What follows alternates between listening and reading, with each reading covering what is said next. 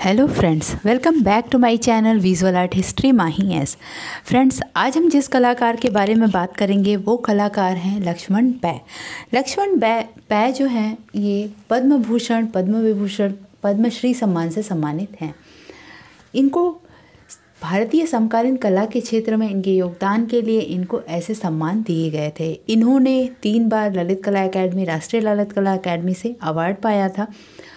इन्होंने जो भी काम किया बहुत ही लगन से किया, बहुत ही मेहनत से किया। इनके जो काम थे, इन्होंने बहुत सारी प्रदर्शनियां की, एग्जीबिशंस किए, जिसका काउंट नहीं हो सकता। आप उतना एग्जीबिशन और प्रदर्शनियों को एक साथ आप पढ़ भी नहीं सकते, इतनी ज़्यादा इन्होंने वर्क किए हैं। अब लक्ष्मण पै जो थे सीरीज़ में बहुत सारे काम किए हैं, उसकी लिस्ट मैं आपको दे दूँगी। इसमें है नीचे लिस्ट सारे सीरीज़ का। तो बहुत सारे श्रृंखलाओं पे इन्होंने काम किया। इनकी जो श्रृंखला थी बिल्कुल भारतीय शैली से संबंधित थी। लक्ष्मण पै को सबसे ज़्यादा जल रंग पसंद था। तैल में भी इन्होंने काम किया, ऑयल पेंटिंग में भी काम किया। इन्होंने वाटर कलर पे सबसे ज़्यादा काम किया है। इनकी कलाकृतियाँ बिल्कुल ही अलग होती थी। थोड़ी देर बाद जब हम इनके बारे में पढ़ लेंगे तो इनकी कलाकृतियों के बारे में भी देखेंगे, इनकी कलाकृतियाँ कैसी हुआ करती थी।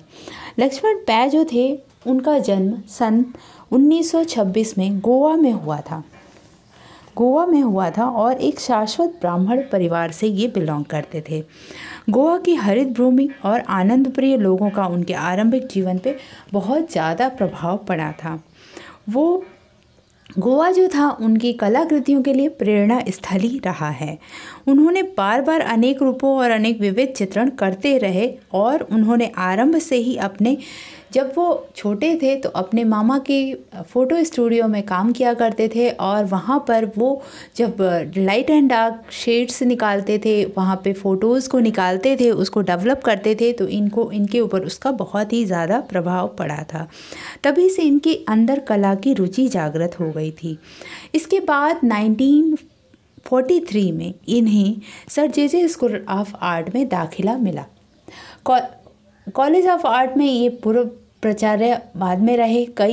पै ने कई पुरस्कार प्राप्त किए और सरकार द्वारा पद्म भूषण, और जो कि भारत का सबसे सर्वश्रेष्ठ तीसरा नागरिक सम्मान होता है, जो मैंने अभी थोड़ी देर पहले आपको वीडियोस बनाए थे। जिन लोगों ने मेरी सम्मान की श्रृंखला नहीं देखी हो वो इस डिस्क्रिप्शन बॉक्स में उसका लिंक दे दूँगी, आप उसको क्लिक करके कालिदास सम्मान, पद्म विभूषण, पद्म भूषण और पद्मश्री चारों सम्मान कलाकारों से रिलेटेड मैंने बना रखा है। आप उसकी लिस्ट एक एक कलाकारों का आप पढ़ सकते हैं। सीक्वेंस वाइज मैंने पूरा 1954 से जब से स्टार्ट हुआ है ये पद्म विभूषण और पद्म भूषण, तब से के सारे लिस्ट मैंने उसमें एक साथ कर दिया है। तो वहाँ जाके आप पढ़ सकते हैं, आपको काफ़ी हेल्प हो जाएगी। उन्हें बहुत सारे अवार्ड से नवाजा गया। उन्होंने अपने चाचा के साथ, अपने मामा के साथ कई सारे फ़ोटोज़ को डेवलप किया और उसमें उनको रुचि आने लगी थी। जब ये 1940 के दशक में गोवा मुक्ति आंदोलन में सक्रिय रूप से शामिल हुए थे, तब उन्होंने पुर्तगालियों उपनिवेशवादियों को द्वारा 3 बार गिरफ्तार किया गया और गिरफ्तार होने के बाद उन्हें पुर्तगाली पुलिस ने बहुत ही पीटा और इस कारण से उनके माता पिता ने उन्हें बॉम्बे भेज दिया, और जहाँ पर उन्होंने 1943 में से 1947 तक मुंबई के sir J school of art से उन्होंने वहाँ से शिक्षा ली थी कला के क्षेत्र में। लक्ष्मण पै कहाँ से शिक्षा लिए थे? जे स्कूल ऑफ आर्ट। ये नोट करने वाला पॉइंट है, 1943 टू 1947 तक। ठीक है, 47 में उन्हें मेयो मेडल से सम्मानित किया गया था। इनकी जो रुचि थी उनके लघु चित्रण शैली में इन्होंने कार्य आरंभ किया और सरल तकनीकी वास्ट शैली में गोवा के सीधे साधे धार्मिक ग्रामीण जीवन को चित्रित करते थे। उन पर उस समय के बम्बई के शिक्षकों जो जे.एम. महिवासी थे, शंकर पालसिकर तथा भोसले, ये कलाकारों का उनके कलाकृतियों पर प्रभाव पड़ा था। समकालीन कलाकार इनके साथ जो थे वो मोहन सामंत और V.S. गायतोंडे थे।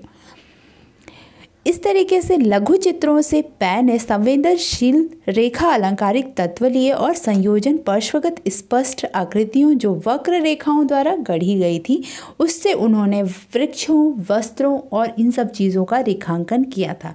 इनकी जो सबसे ज़्यादा फेमस कृतियाँ देख सकते हैं आप, सबसे पहले इन्होंने 1950 में इन्होंने प्रदर्शनी में दिखाए थे। उसके बाद कुछ दिनों सर जे स्कूल अध्यापन करने के बाद पै ने 1951 से 62 तक लंदन और यूरोप का भ्रमण किया। इन्होंने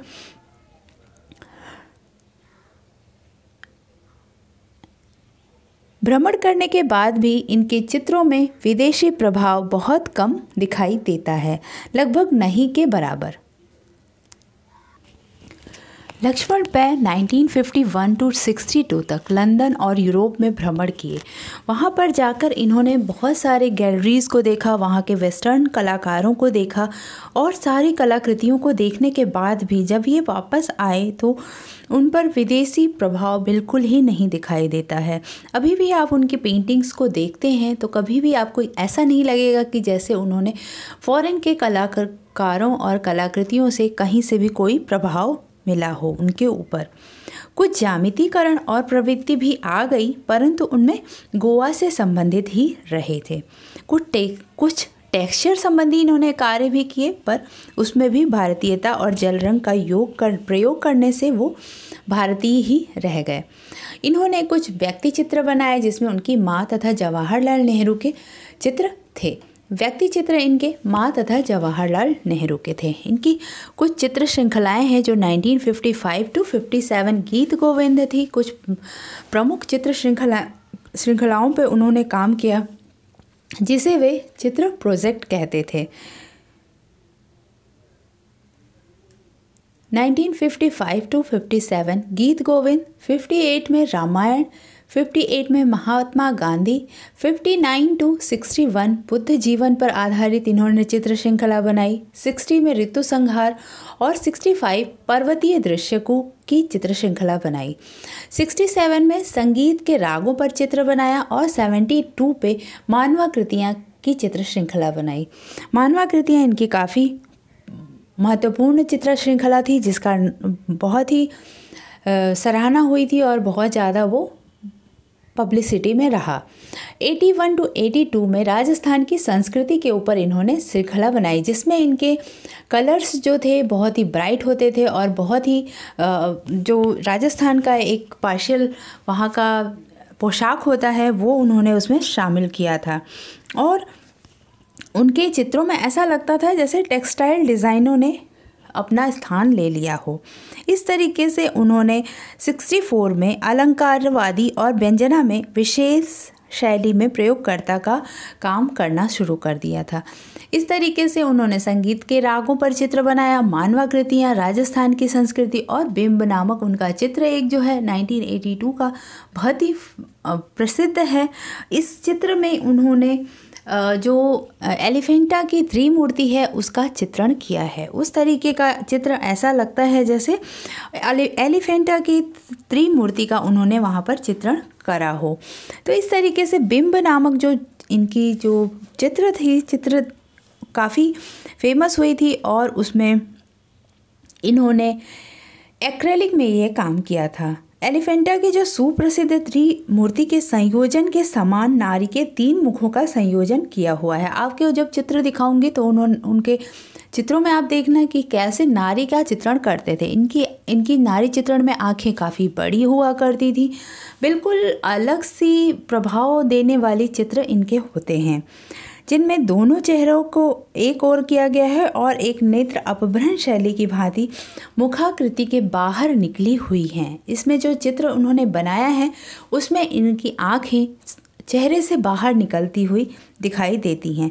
मछली जैसी नेत्र शास्त्रीय परंपरा का प्रभाव ध्वनित करती हैं। इस तरीके से उनकी जो चित्रों में आँखें होती थी वो शास्त्रीय कला का प्रभाव उत्पन्न करती थी। जैसे हमारे यहाँ की जो पुरानी मिनिएचर्स में हुआ करती थी आँखें बाहर निकली हुई, वैसे इनके चित्रों में हम देख सकते हैं। प्रभाव ध्वनित करते हैं। अलंकृत ग्रीवा, कर्णाभूषण आदि आकृतियों को सौंदर्य प्रदान करने के साथ साथ उन्हें क्षितिज पर अंकित वृक्षावली को संतुलित करते हैं। इनके जो केश की दोनों ओर फैलकर टीलेदार हरित भूमि का अति यथार्थवाद भ्रम जो होता था वो इनके चित्रों में एक अलग ही प्रभाव उत्पन्न करता था। नारी आकृति का संपूर्ण विन्यास प्रकृति के एक रंग के रूप में किया जाता था, इनकी कलाकृतियों में किया है इन्होंने। साथ ही नारी की जो कल्पना थी वो प्रकृति की सृष्टि के पीछे छिपी उत्पादक शक्ति की देवी के रूप में की गई प्रतीत होती है।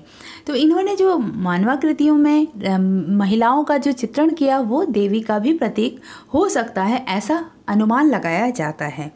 इनकी शैली जो थी वो अनेक चित्रों से भरी हुई थी, अनेक श्रृंखलाओं में इनकी शैली पूरे चित्रों में आप देख सकते हैं, इनकी श्रृंखलाओं में, इनके चित्रों में राजस्थान की संस्कृति।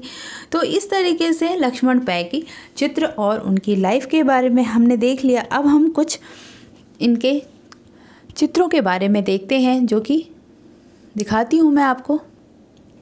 लक्ष्मण पै के चित्रों को आप देखेंगे तो कभी यहाँ पर इनके चित्रों में मॉडर्निटी होने के साथ साथ इनके चित्रों को हम देख सकते हैं कि इन्होंने जो फेस का चित्रण किया है इसमें आँखें बाहर निकलती हुई किस तरीके से दिखाया है। यहाँ पर ये दो फेस हैं, फेस के आंखें बाहर निकली हुई हैं और ये फेस एक तरीके से इसमें इन्होंने टाइटल दिया है बोट पैसेंजर। और बोट पैसेंजर में ऐसा लग रहा है जैसे बोट भी है जो वाटर वेव्स में, जैसे पानी की धाराएं जो होती हैं उसमें बोट बह रही हैं और उसमें पैसेंजर हैं, दो बैठे हुए हैं। इस तरीके से उनके चित्रों से हम अनुमान लगा सकते हैं कि उनकी कलाकृतियाँ किस तरीके से हुआ करती थी। नेक्स्ट है ये लक्ष्मण पै का अनटाइटल्ड, जो कि मैंने बताया कि वो गोवा के हरियाली से और गोवा के चीज़ों से काफ़ी प्रभावित थे। तो उनके चित्रों में इस तरीके से हरित रंग वाले रिफ्लेक्शन भी आते हैं जो कि वहाँ की हरियाली और चीज़ों को प्रदर्शित करते हैं। लक्ष्मण पै का अनटाइटल्ड है। यहाँ पर भी इन्होंने जो टेक्सचर यूज़ किए हैं टेक्सचर को, पर इनके जो टेक्सचर भी होते थे पर उनके जो सब्जेक्ट हो जाते थे वो इंडियन ही होते थे। तो इस तरीके से सब्जेक्ट इंडियन और वेस्टर्न मिक्स होते थे। लक्ष्मण पै का ये डांसर आप देख सकते हैं, ये इनकी चीनी जापानी कला की तरह लगती है। इन्होंने जापानी डांसर ही बनाया है, तो उनकी आंखें छोटी और इस तरीके का चित्रण किया है। लक्ष्मण पै का जो मेन एक तरीका होता था चित्रों को करने का, ये तरीका था उनका जो कि इन्होंने 2003 या 5 में बनाया हुआ है। ये आंखें बाहर निकली हुई, लिप्स उनके दो, ऐसा लगता है जैसे दो चित्रों को एक साथ मिला दिया गया हो। इस तरीके का चित्र लक्ष्मण पै का हुआ करता था।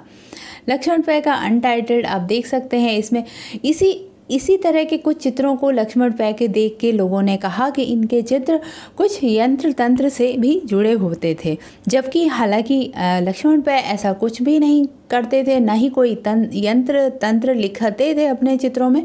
पर इनके इस तरीके के चित्रों को देखकर उसे तंत्र कलाकृतियों से रिलेटेड माना जाता है। इस तरीके का लक्ष्मण पै का जो गांव का दृश्य इन्होंने दिखाया है, ये वाटर कलर और कुछ लाइंस से इन्होंने बनाया है लक्ष्मण पै ने। लक्ष्मण पै का अनटाइटल्ड वाटर कलर और लाइंस है, ये एक तरह से ड्राइंग लाइंस है। ये है इनका untitled. Laxman Pai untitled water colour से निर्मित करते थे। ये नून ग्लोरी, लक्ष्मण पै का नून ग्लोरी ये चित्र है। फॉर्म्स नंबर 3, इस तरीके का इनका मेन फोकस वर्क यही होता था। आंखें बाहर निकली हुई चित्र, पूरे ह्यूमन फिगर जो बनाया करते थे वो पूरी तरह से एब्स्ट्रैक्ट जैसा होता था। इनके बालों की जगह पे इन्होंने हरियाली और फूल पौधे को दिखाया है। तो इस तरीके से लक्ष्मण पै का जो चित्र होता था ऐसे होता था। यहाँ पर हम देख सकते हैं इस चित्र को लक्ष्मण पै के तंत्र पेंटिंग से रिलेट कर सकते हैं इसको, फॉर्म नंबर 7 को। यहाँ पर इसको हम देख सकते हैं फॉर्म नंबर 13 जो लक्ष्मण पै का है, ये भी है लक्ष्मण पै का फॉर्म नंबर 9। फॉर्म्स नंबर 11 ये एक इनकी श्रृंखला थी जो मानवाकृतियों को ये बनाया करते थे। Laxman Pai forms number 12। Laxman Pai faces and flowers, ये इनका एक चित्र है फेसेस एंड फ्लावर्स। यहाँ पर लक्ष्मण पै फॉर्म्स, इन्होंने लीव्स को, पत्तियों को लेके, कुछ फ्लावर्स को लेके और फेस है और उसमें उनके बालों को वेव्स में बनाते हुए दिखाया है। यही इनकी टेक्निक हुआ करती थी। सिंगर फेस नंबर 13, सिंगर का फेस बनाया है इन्होंने, सिंगर को सिंगिंग करते हुए दिखाया है। तो इसी तरीके की इनकी टेक्निक हुआ करती थी। ये है इस चित्र के द्वारा भी हम कह सकते हैं इनके चित्रों में एक तंत्र वाला जो फीलिंग आती है वो है, तो इस तरीके से इनके चित्रों को हमने देख लिया। अब हम चलते हैं इनके MCQs जो कि 20 के MCQs जो कि मैं हमेशा लेके आती हूँ आर्टिस्टों की। तो आप देखिए, आप इसको सॉल्व करिए। और क्वेश्चन नंबर 1, ऋतु संहार चित्र श्रृंखला लक्ष्मण पै ने कब बनाया था? तो ऋतु संहार चित्र श्रृंखला लक्ष्मण पै ने 1960 में बनाया था। मेरे साथ साथ आप सॉल्व करते हुए चलिए। अगर आपका राइट होता है तो आप मुझे कमेंट बॉक्स में कमेंट ज़रूर करिए कि कितने क्वेश्चन आपके सही होते हैं। लक्ष्मण पै के चित्र बिंब में किस तकनीकी चित्रण का इस्तेमाल किया गया है?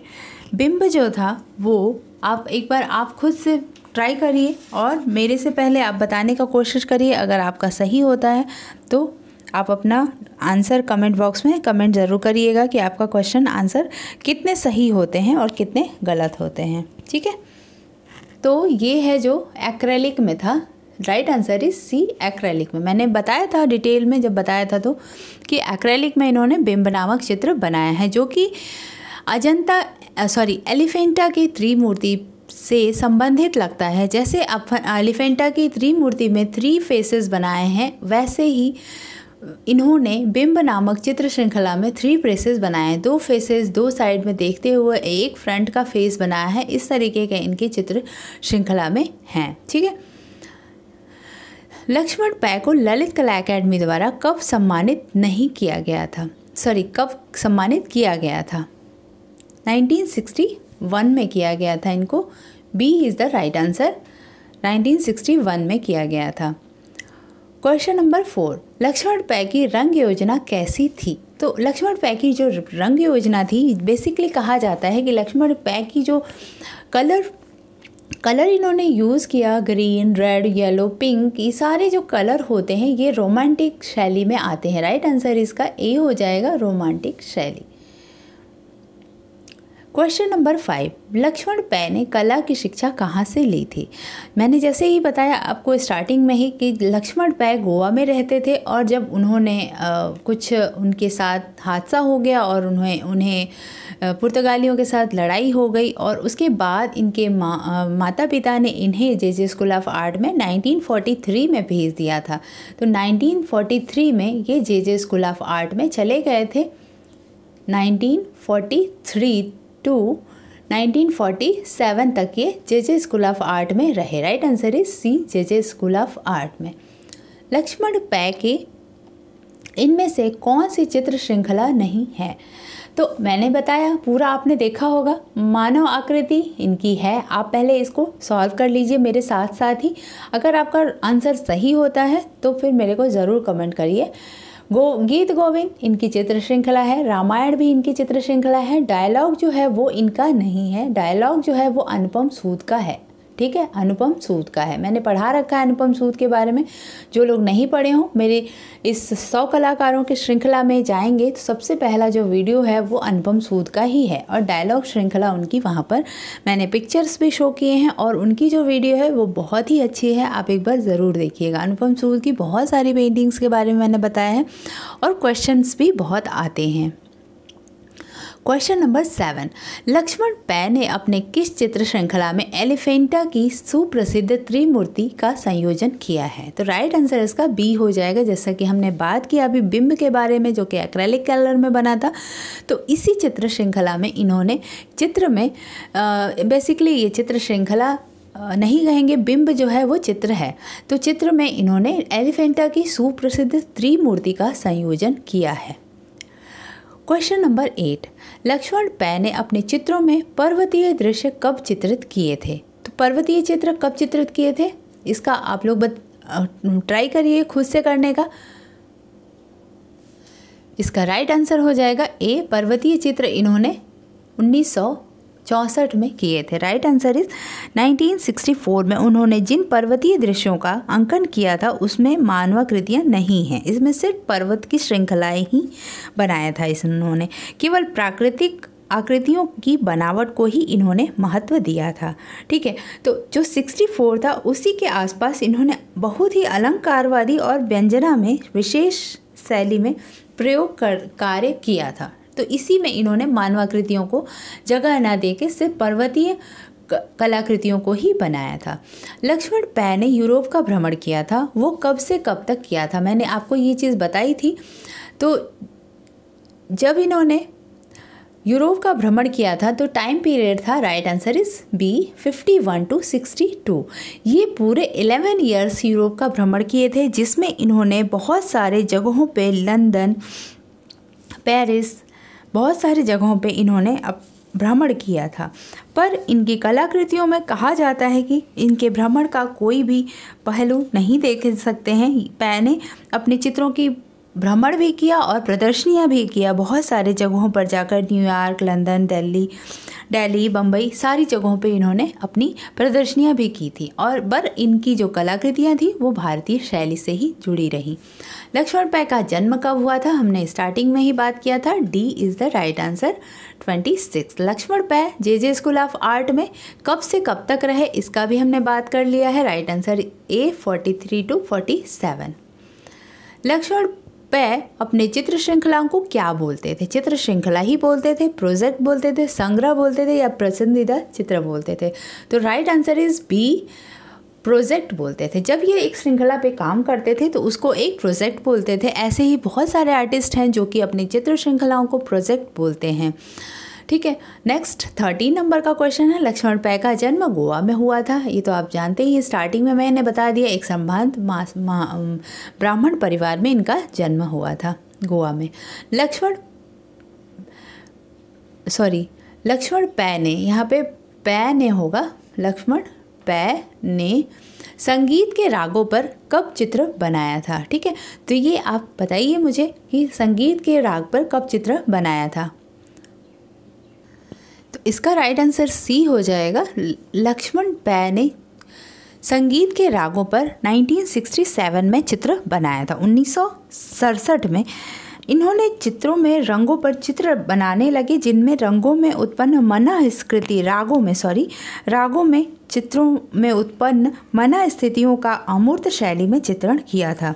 2 वर्ष बाद इन्होंने नृत्यों के चित्र भी बनाने लगे थे। नृत्य के भी चित्र इन्होंने 2 ईयर्स के बाद बनाया था, जिनकी मुद्रा, अंगों और शरीर के बदलती हुई गतिपूर्ण स्थितियों को पकड़ने का प्रयत्न किया था।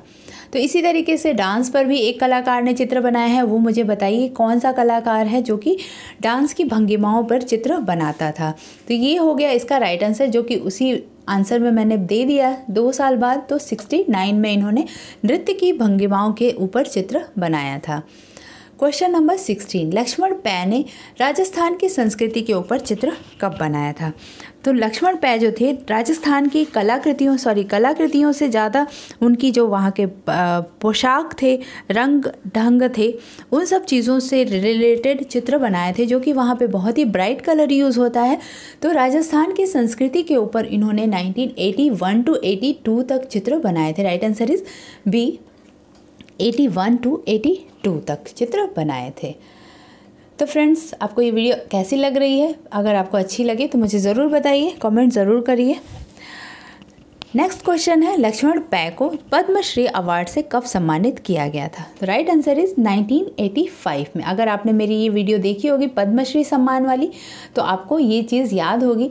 तो लक्ष्मण पै को 1985 में पद्मश्री अवार्ड से सम्मानित किया गया था। लक्ष्मण पै को यहाँ पे पै होना चाहिए था, सॉरी, लक्ष्मण पै को कब राष्ट्रीय ललित कला एकेडमी का पुरस्कार नहीं मिला है? यहाँ पे हमने क्वेश्चन ये पूछा है कि राष्ट्रीय ललित कला एकेडमी का अवार्ड इनको कब नहीं मिला है। राइट आंसर इसका क्या होगा आप लोग बताइए। इनको 61 में भी दिलाया था, 63 में भी और 62 में भी। तो इसका राइट आंसर सी हो जाएगा। 670 में इन्हें नहीं मिला था राष्ट्रीय ललित कला एकेडमी का राष्ट्रीय पुरस्कार। ठीक है, नेक्स्ट क्वेश्चन है 19। गोमंत विभूषण अवार्ड कहाँ की सरकार द्वारा दिया जाता है? ये अवार्ड के बारे में कितने लोगों को पता था, ये मुझे ज़रूर कमेंट करके बताइए। कितने लोगों को इस अवार्ड के बारे में पता था? गोमंत विभूषण अवार्ड हमने लक्ष्मण पै के बारे में पढ़ा तो हमें ये पता चला कि एक गोमंत विभूषण अवार्ड भी होता है जो कि गोवा की सरकार देती है। Right answer is D, Goa की सरकार के द्वारा प्रदान किया जाता है गोमंत विभूषण अवार्ड। गोमंत विभूषण अवार्ड जैसे कालिदास सम्मान है वैसे ही मध्य प्रदेश की सरकार देती है, वैसे ही गोवा की सरकार के द्वारा वहाँ के नागरिकों को दिया जाता है जो कि वहाँ के जो सर्वोत्कृष्ट प्रदर्शन करते हैं अपनी फील्ड में उनको दिया जाता है। गोमंत भी कहते हैं, गोमंट टी भी लग सकता है इसको। ठीक है, पद्म भूषण सम्मान से लक्ष्मण पै को कब सम्मानित किया गया था? ठीक है, तो इसका राइट आंसर हो जाएगा ए, 1918 में पद्म भूषण सम्मान से लक्ष्मण पै को सम्मानित किया गया था। तो फ्रेंड्स ये हो गए मेरे लक्ष्मण पै के ऊपर 20 क्वेश्चंस, MCQs, उनके कलाकृतियों के बारे में हमने देखा, उनकी लाइफ के बारे में देखा। तो फ्रेंड्स हम नेक्स्ट वीडियो जल्दी ही लेके आएंगे, तब तक के लिए bye bye and see you.